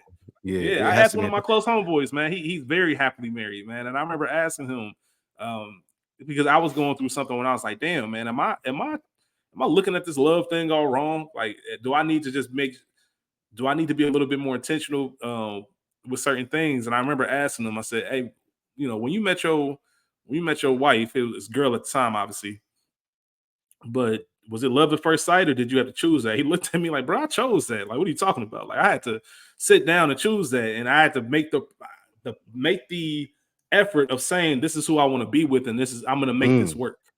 I'm going to make this work. And I was like, damn. Because a lot of people still look at it as, I want that butterfly feeling in my stomach. Like, when I look at you every day, I want to feel like we 18 again. Like, nah, nigga, that shit ain't real. That don't happen like that all the time. That's the reason, Rich, that I'm single. Like, I seen a couple of clips today that kind of solidified it for me, and even what you just said, like, just straight out of selfishness. Like, this guy Dro sent me a clip today, and this guy was on TikTok, and he was saying, like, bro, if you want a relationship or a successful marriage to work, if you want your woman to be submissive to you, then the person that you came into the relationship being has to die. Like, that person needs to be dead, and you need to be living now for that woman who you've submitted your life to. And he gave an example of Adam. We know the story from the Bible. Instead of Eve, whatever happened when she bit the apple, it happening to Adam and him stepping up and be like, no, I'm the man. I'm going to take the brunt of this because this is the selflessness that I feel in this situation for this woman. And Dro sent me that, and I told him, like, flat out, like, bro, I ain't even gonna hold you. I don't want to die. I don't want like I built 42 years on being this person that I am. Like, and that's probably the reason that I'm not in the relationship, because like I'm not that mature yet. I ain't mature enough yet to do like what you said, what your homeboy said. Like, I choose this. I'm still naive enough to be like, well, I want the shit to feel different. I want to feel the butterflies, like what you're saying. Mm-hmm. And I found it interesting that you said one of your homeboys is happily married. I don't want to throw nobody under the bus here, but I don't know anybody that's happily married. Oh, it's very few and far between for me. I don't know anybody. I know a lot of married people, and I'm talking about. I know some married people, but and again, this is just me using my words. This is not them saying this, because I know they would tell me probably what your homeboy told you. It's like they'll complain to me about their wives, or if it's one of my female friends, their husbands, and I'm listening to it as a single man, being like, I wouldn't deal with that. I'm good. I don't want to do that. It don't sound interesting to me at all. But they looking at it like what your homeboy said is like, no, I'm choosing this. I'm venting to you because you're my friend. And I fuck with you, and I know you ain't gonna take this in the wrong way. However, I'm still choosing to be in this with them because I see something in that person, and I just haven't reached that level of maturity yet. I can't. I'm not there. I'm not. Like, I'll hear my mama talking about her husband, and I'll be like, I wouldn't do it. I'm good. I'm super good. One thing that I've learned in that space, Spike, actually, one of the things that it took me a while to admit it. I'm very selfish. Yes, me too. And the longer I'm by myself and I'm in my ways, because I'm cool dolo. I can maintain, and I'm good, bro. And I realized, like, all right, man, you got to ease up off that, and you really have to like make some room for someone else to come in. And it reminds me, so on Volume 3, on Jay-Z's Volume 3, I think it was on the UK release. It wasn't. I don't know if it was on the US release, but if people are familiar with that album, there's a Hova song intro, Hova song outro. But on the UK release, there's a Hova interlude. Mm-hmm. And there's a line that he says in there. He says, "Ladies, I love you, but I love my freedom more." And I always like resonate with that bar. I understood exactly what he meant. I can relate to that. I love y'all, but I also love my freedom. I love being able to like pick up, because like my boy said, and like you were talking about, it does take conscious work every day. You can't take a day off. You can't skip it. Like, you got to water that relationship every single day. And sometimes, like anything else, if there's a day where I just want to wake up and say, you know what, I'm gonna do whatever I want to. I'm gonna put my phone on D&D and not talk to nobody today. You can't do that shit when you're in a relationship. I mean, you can with the right conversation, maybe. with the right conversation and say, hey, baby, you know, I just need one of my days. Maybe y'all prearrange it. Like, hey, I'm gonna give you a heads up one day. I just need a day for myself, and y'all agree to it. But even then, you hear what I'm saying? That's a conversation you have to have. You have to be on the same page. She has to agree with it. Like she could say, hell no, I'm never going for that. And then you at a crossroads too. So now you're not getting something that you need because you're trying to pour into somebody else's cup, but you're not pouring into your own. And this just becomes this long thing. That can be a whole nother conversation, a whole nother episode on itself. It will be. Yeah. We'll talk about that. But just to piggyback off of it a little bit, not even the days where it's like I want to be on D&D. It's like some days I just don't care. Like me and you talked about this, bro. You sent me the IG message. Yeah, like you sent me the IG message and I didn't respond. And you was like, you like me. Like if it's just like so, and I have. It could be only child, it could be whatever you want to attribute it to, but I have days where like I don't care, bro. I don't care about this news thing that you sending me. I don't care about your phone call. I don't care about having I do not care. Like either it was a long day or a stressful day or just day I want to just have to myself, but I just do not care. And you can't have those days in relationships because now you come off like this person, like I wouldn't want to be around a person like that. So I wouldn't want to like subject someone to being around me when I'm like that. I never forget my brother John Paul, man. He made a Facebook post about this one day. He made a random Facebook post saying like, I remember going up to Kyron one day and talking about this, that, and the third, and like him looking me, I look dead in his face and say, hey, bro, I don't give a fuck about none of that right now. Like, I told him just like that. And his post was saying, like, he said, I didn't get mad because I respected it so much that this nigga looked me dead in my face, bro. I don't give a fuck about none of that. I don't care, bro. Right now. Like, I really, it was just one of those days. And I was like, man, you know, I love you. You know, you're my brother. Like, but right now, I don't give a fuck about none of that shit you're talking about. It's falling on deaf ears, bro. If this is something you serious about, you got to tell it to somebody else because I ain't got nothing for you right now. Because I don't care. And it wasn't, and that's the personality similarities that you and I have. Like, I have friends like that too, where they'll be talking to me and they're like, Lou don't give a shit. Yeah, like, I'm glad. And I'll be like, I'm glad you said it so I didn't have to. I do not care, bro. Like, it means like, because you my friend, it means something to me, but in the over, it means nothing to me. I do not care.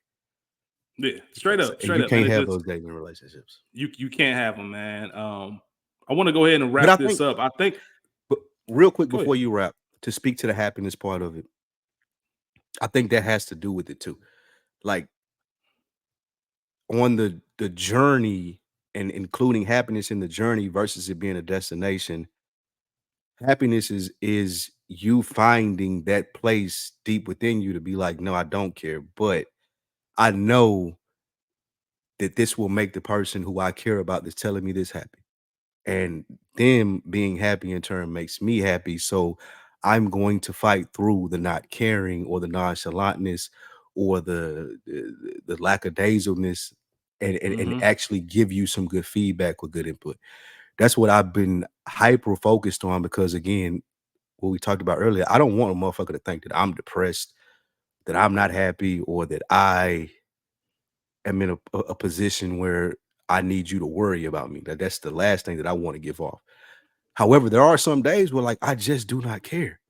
But in the journey being happiness, it has to be those days when you feel like you don't care, where you dig deeper and be like, I don't care, but since you my girl, since you my mom, since you my homeboy, since I fuck with you like this, I'm going to participate in this activity with you like I do care. And I think if we're taking anything away from these chapters and these conversations, what I would like people to understand is us as black men talking, listening, having this conversation. We know, my nigga, we get it. Some days I just do not feel like it. I want to sit here, drink a beer, have a shot of tequila, watch football, and just y'all leave me alone. But if you're looking for happiness, it ain't in those things. Like, it has to be in somebody is requiring something from me, and I'm going to give that to them, even if I feel like it or not. I'm gonna do that. I'm gonna make sure that I do that. Well said. You know what's crazy too? Before we wrap this up, I want to get your thoughts on this. One thing I've noticed about myself is it's the build up to it, right? So you do so much and you're so busy and you have those moments that you just said, Spike, man, I just want to sit here. I just want to crack my brew open. I want to watch this game, and I don't want to be bothered, right? But I know I got something to do at 6 o'clock, and I don't want to do it. I do not want to do this shit. I don't want to show up. I found out about myself. The buildup is what's the worst, because once I show up, I'm good. I'm glad that I came. I'm glad that I showed up. But getting there is a problem for me. It's like, nah, I don't want to do that right now. Facts. And it's like, how much of this is? Go ahead. Me and you have those personalities, or will we suffer with low expectations? Yeah, like, I don't expect much out of situations, out of events, out of people, and I ain't knocking them or anything like that. It's just like my person. I don't expect shit out of it. So going to do it, it's like, God damn, I forgot I said I was going to do that.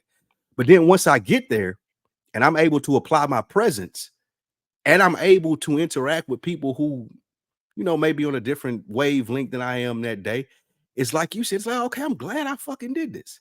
There were a lot of times with Another Week in the Books, I was like, I don't really feel like doing this today. But then, like, shout out to Mo, shout out to his presence and what he does. Like, I get in it and I get to talking to Mo and he say things and make my mind start to race. I'm like, okay, I'm glad at the end of this that I did this. Yeah. The most common thing for me, Rich, I would say, is phone calls. Like, somebody will be calling me, I'm like, shit. Why are you calling me? A text. But then you end up having a 20-minute conversation. You're like, man, I'm glad I talked to him. That made me feel fucking better. That's real. So yeah, that's 100% real. And it does remind you, I think it's a subtle reminder that you mean something to people. Like the response that you get when you're in a room with people that you love or that love you, it's like, oh shit, I'm glad I showed up, because maybe I do need to show up more, because the people like, man, I fuck with you, man. I miss you, man. I'm glad to see you. I'm glad to see you doing well, man. I miss talking to you. And it's like, you know what? You're right. And that kind of wraps into the takeaway. And I think this definitely can have a part 2. I would love to have someone like Mo. Maybe we get him on here for a conversation, since he does have a different train of thought. Because even when we were recording last night, there was something he told us. He said, I'm pushing back on y'all way of thinking about this. And I think that's good. And that was one of the reasons I've said it before. Another Week in the Books is my favorite podcast, because of Mo's his ability to look at things differently from I do and from the way you do, and maybe look at things in a different perspective. I would love to have this happiness conversation. Not only is he has a different train of thought, but also he is married. He does have a child, and I want to see what that is, because this is a conversation I've been having off mic with some people, just on some like, hey, are you happy? Like, what's that look like for you? And a lot of times when I'm talking to the people like us who are single, late 30s, early 40s, they kind of just think about it for a second, like, not for real, but I ain't. It's the same thought. Like, I don't want to say I'm happy, because most people think that the opposite of happiness is sad or depressed, and I ain't sad, that either. Yeah. So I'm just kind of here. And yeah, exactly. I'm sure that's one of the most dangerous things to be too, though. Like I just being here, and I'm looking up and I'm 60 and I'm just still here. Like that terrifies me. It's all a big nothing. That is terror. Like, yep, Sopranos. Yeah.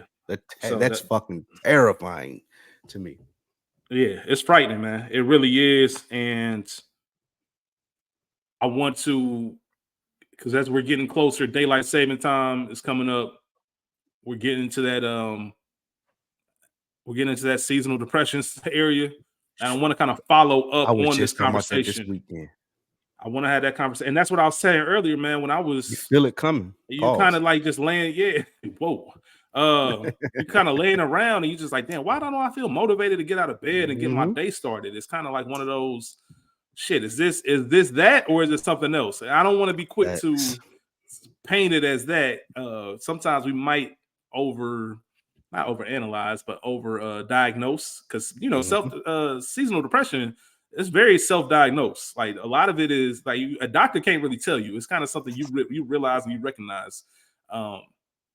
And because you're gonna go to a doctor, you're gonna go to a doctor and lie. Like, you ain't gonna give him the real. But I think the reason that seasonal depression is self-diagnosed, because you the one that are sitting in it. You sitting through Halloween, Thanksgiving, Christmas, daylight savings, like you said, it getting dark at fucking 5 o'clock. You sitting there every day, and you're like, damn, bro, I don't feel like it. I don't want to talk to nobody. I just feel like, and you can't really explain that to a doctor. without him thinking you fucking crazy. So Yeah, you got that's a therapy conversation, but I Facts. think it's a very interesting conversation to have. I think I would love to follow this up in the next couple of weeks with someone else because I love to hear the feedback from all y'all out there. The biggest thing I took away from this is make sure you're intentional about Yeah. your time and what you're doing, and get out there, man. Don't get yourself out your comfort zone. I've said it before. A comfort zone is a beautiful place, but nothing ever grows there. Right. Yes. And the more I find myself sitting in my comfort zone, the more I realize, well, maybe this is part of the reason why I can't definitively say I'm happy, because I'm in my own routine. I know what's to come of this. Maybe I need to kind of take a little bit more risk. But even that gets tricky because now other people's feelings are involved. And it's like I said, there's many conversations that I think can spawn, many episodes that can spawn from this one conversation, Spike. And I also have another idea that hopefully we can do next week. I really want to I won't even say it here, but there's an idea that I've been brewing, and I would love to have it, especially with a lot of the things that are going on in the media when it comes to our, for lack of better terms, childhood heroes and their downfalls. I want to have a conversation kind of around where things stand with that. And I will be a little bit more detailed. Maybe we can do that next week, but we'll have a convo about it. But as always, man, I enjoyed this conversation, man. This conversation was great, man. I appreciate the questions that you had. I appreciate your insight that you gave. My takeaway would be, and this is a note to me and anybody listening who may have a personality like mine, like, be more, as you said, Rich, intentional about your relevance in people's lives. Like I've said the comments when my mom told me, well, you could call me more, or like my first cousin that I went to go see for the birthday, like we talk when we see each other. It ain't really never necessarily conversations. And you said something that stood out to me. It's like, bro, part of happiness is going to be like having an input on those people's lives, if not on a daily basis, at least on a weekly basis. That's the least you can fucking do, because you mean something to those people. So every brother out here listening to this show to take something from it, like just understand what you mean to the people whose lives that you're in and actively contribute to that. If it's a phone call, nigga, if it's a fucking Hallmark card, if it's a $15 cash app for lunch, if you can afford that like whatever it may be. But just one of the things that does make me feel happy, Rich, is like you said, like I was happy this weekend. And that happiness came from mom seeing me and like, even though it's all you done got fat, but it's still like I'm happy to fucking see you. And even if it's my cousin, my first cousin, like saying, man, I ain't seen you since such and such. I can't wait till we get out. And I know you're gonna have some stuff for us to do. And I show her your list that you gave me. It's like you mean something to people. And I think that we get so caught up in our everyday lives, especially me, since I'm not with my family and I don't have a significant other or kids. You can get caught up in work and doing this on a weekly basis. And you're just like, well, what the fuck am I doing, bro? Like, I'm not even getting any positive feedback other than like whatever we may read or whatever, but like just real human interaction from people and them telling you like, you mean a lot to me. Like that needs to be like, you need to chase after that. And I think that's one of the best things from this conversation that I've taken away, like just being able to have more input in people's lives that I mean a lot to. I love it, man. I love it. And just remember, everybody out there, you're not going to want to do it. Please remember that. Please go into it with the mindset. You might have the best intentions, but when the time comes, you're not going to want to do it. It's going to be a long day. You're not going to want to pick up that phone and make that call. You're not going to want to pick up that phone when that call comes in. You're not going to want to go to that 6 o'clock, meeting or dinner that you set with your boys. You set it on Monday. Now it's Thursday. Y'all supposed to watch the game. You had a long week. You ain't going to want to do it. Trust me. Get up, do it. I guarantee you'll be happy that you did. And that's what it comes down to. You mean something, black man. You mean something to people. We don't tell each other that enough. Absolutely. Like you mean something to people out here, bro. And in that vein, man, that's the title. You mean something. Perfect. We mean something, man. You mean something. Yeah. And in that same vein, Spike Lou, man, you mean something to me, brother. I appreciate you. Rich. I can't tell you how much. I can't tell you enough. Like same thing, Zach. Bro, I cannot tell you enough how much you meant to me as far as being like introduced to you in this space and just how we've hit it off. I cannot express enough how much I appreciate you, my brother. Yeah, man. That's And it shows, 100% man. Like I said, we said it before, but when Chaz or your moms or some when people like literally are on some, oh, whoa, y'all don't know each other? Like, y'all ain't never met. Like that is an incredible compliment. It goes to show that this is all for a reason. So that's a challenge for everybody this week, man. Goal of the week. We talk about it. Goal of the week. Tell somebody that you mean something to, or they mean something to you. Yeah. I guarantee And you, do man. something Just for reach them. out to somebody. Do something for that person that you mean a lot to. If it's your mom, if it's your girl, if it's your kid, whoever the fuck it is, that person that looks at you like, man, you're a hell of a person. Like, do something for that person. Absolutely, man. So we'll go ahead and get out of here. Appreciate it. Chapter 5 is in the books. We'll be back next week with Chapter 6. We got a lot of good content coming for y'all in the next few weeks. I'm looking forward to these conversations. We will have a few more guests on here to expand the horizon. But until then, please remember to like, subscribe, share. One of the biggest forms that one of the biggest ways you can help us is by telling a friend. Tell a friend about this podcast. If you enjoy it, send them the link. Tell them to subscribe. Tell them to listen. If it ain't for them, it ain't for them. But send it to everybody that you know that could appreciate it. We want to get this conversation out. We want to grow this community, the bookworms. We appreciate all of y'all. Until next week, we'll holler at y'all. Y'all be cool. Y'all be safe. Peace.